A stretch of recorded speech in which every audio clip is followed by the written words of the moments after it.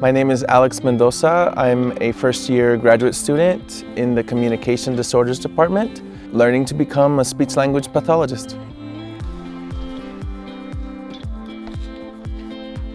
We help everyone from children to the elderly communicate. So it depends on the goal of the client, but our job is to help them function in the world better and communicate with people they love and get on with the task of living.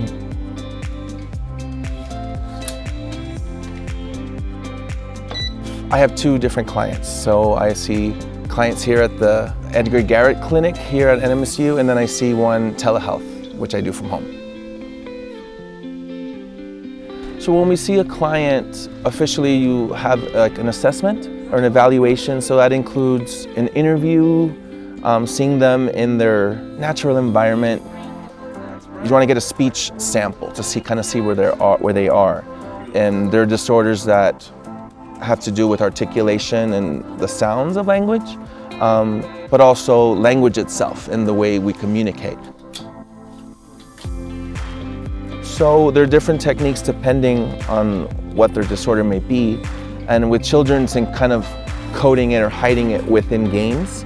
So children learn the most when they're playing, or we can learn a lot and see where they are. Neat, that's right, good memory. And feet. Feet, excellent. Let's put those cards up. And feet. Excellent. And feet. Woo! And Nice cards. Yeah. D. Oh, I like that song. Good job. So our biggest thing is to find out for the family what the goals are, and incorporating the family, because really they're the ones that really help the child and are doing the therapy every day. Just seeing what their goals are, and usually it's to be intelligible, right? To be able to communicate with their family, to communicate in school, to be able to be social, and such a big part of, being human. What about Dan? Excellent. Show me Sam. Good job. Ready? You gonna catch him up here. Catch him up here. Well, my background's in music. I was a classical singer. For a long time I was based out of Las Vegas. But I always loved the voice. And so speech pathologists also deal with voice disorders and voice therapy. But we had a family member have a stroke in the last 2 years, and they survived, and they made a really miraculous recovery.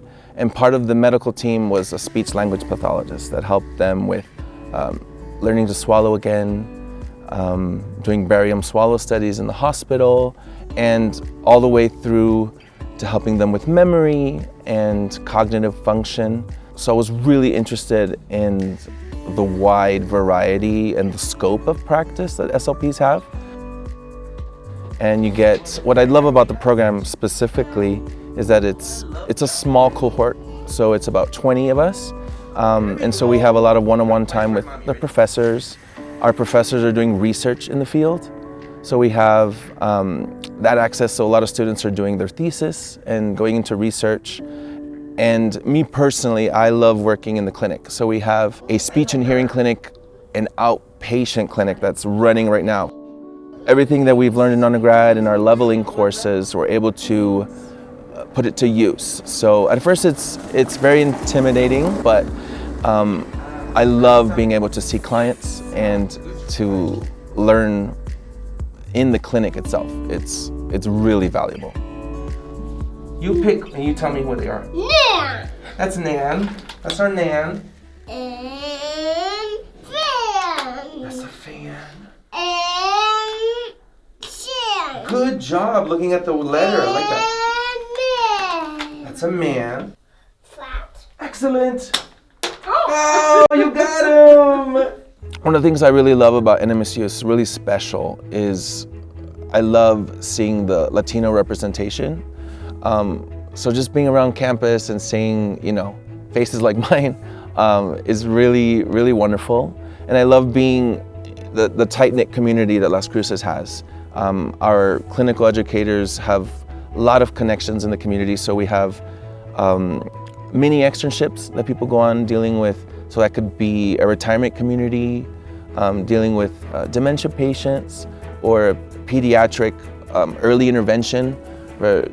And so it's getting the kids early and helping them kind of catch up right away. So right away is a lot of attention here. You get a good bang for your buck when it comes for school. And there are people that know what they're doing clinically and they know on the research side. So as a first year student, you get thrown into the deep end, but it's really supportive. And I've grown so much. So, you kind of let the fear go and trust. That. Excellent. You kicked it again! You know what that says? What does it say? It says excellent.